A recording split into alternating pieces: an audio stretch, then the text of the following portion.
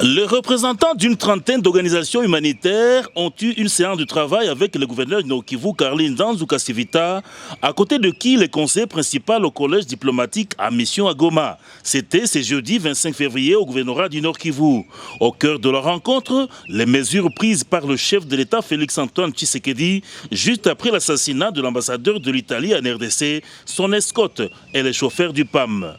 Au sorti de la séance de plus d'une heure, le coordonnateur de OICHA, Diego Zorilla, précise. On a aussi discuté du besoin, bien sûr, qu'il y ait une collaboration rapprochée entre les organisations humanitaires et l'État. Nous travaillons dans un État souverain et nous sommes bien sûr tenus à respecter les lois et les règles de la République du Congo. Nous le faisons et nous le faisons aussi d'abord pour nos autorisations de fonctionnement, mais nous le faisons aussi dans l'opérationnel. Nous avons un excellent contact avec monsieur le gouverneur. Nous avons des mécanismes comme le cadre provincial de concertation humanitaire qui nous permettent d'échanger sur les priorités humanitaires du moment et puis de discuter justement des opérations de terrain que nous menons. Et nous remercions beaucoup tous les efforts qui sont déployés par le Congo pour essayer de sécuriser les conditions d'abord pour les Congolais et les Congolaises eux-mêmes et aussi pour le travail des humanitaires.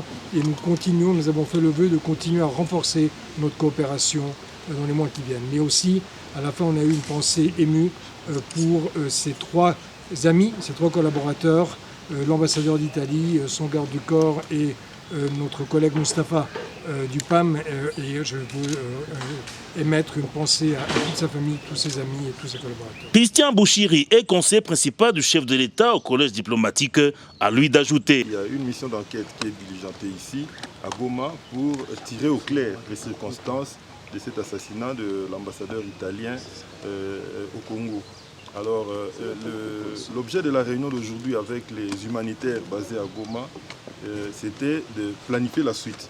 Il faut qu'il y ait une collaboration étroite entre les humanitaires et les officiels, entre l'État et les ONG.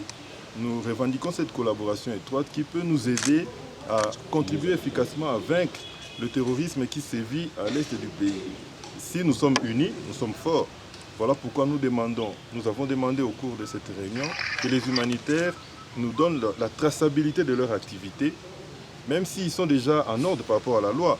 Il y a l'accord cadre qu'ils ont signé, il y a toutes les lois qu'ils respectent, ils informent le gouvernorat de leur déplacement. Ce n'est pas suffisant.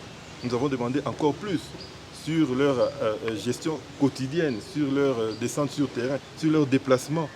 Nous sommes dans une zone difficile, conflictuelle, donc il faut que la sécurité ne soit pas relâchée.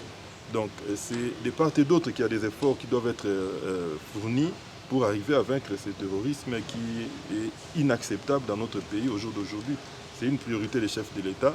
Voilà pourquoi nous sommes là et c'était l'objet de la réunion d'aujourd'hui. Notons la présence de membres du comité provincial de sécurité à cet échange avec les humanitaires résidant à Goma au Nord Kivu.